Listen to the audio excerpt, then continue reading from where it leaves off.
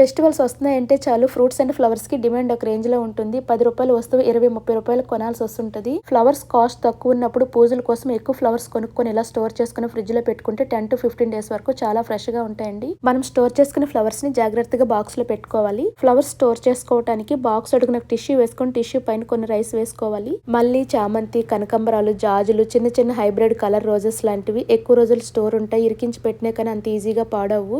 మాకు ఇక్కడ ఫ్లవర్స్ అంత ఈజీగా దొరకవు. ఇలా అప్పుడప్పుడు తెచ్చిన ఫ్లవర్స్ ని ఇలా జాగ్రత్తగా స్టోర్ చేసుకుని పూజల కోసం వాడుకుంటాను. ఇక్కడ రోజెస్ అయితే అంత ఈజీగా పాడవండి. 15-20 డేస్ వరకు మనం ఎలా పెట్టామో అలాగే ఉంటాయి. ఒక్క పెటల్ కూడా ఊడకుండా. ఫ్లవర్స్ అన్ని బాక్స్ లో పెట్టిన తర్వాత ఇంకొన్ని రైస్ తీసుకుని ఫ్లవర్స్ పైన వేసుకోవాలి. ఇలా ఫ్లవర్స్ పైన కింద టిష్యూ రైస్ వేయటం వల్ల ఫ్లవర్స్ లో ఉండే ఎక్స్ట్రా తేమంతా టిష్యూ రైస్ పీల్చుకొని ఫ్లవర్స్ పాడవకుండా చాలా రోజులు ఫ్రెష్ గా స్టోర్ ఉంటాయండి. ఇలా ఏ ఫ్లవర్స్ అయినా బాక్స్ లో పెట్టి ఫ్రిడ్జ్ లో స్టోర్ చేసుకుంటే 10 to 15 డేస్ ఫ్రెష్ గా ఉంటాయి. ఎప్పుడు కావాలంటే అప్పుడు చక్కగా పూజలకు వాడుకోవచ్చు.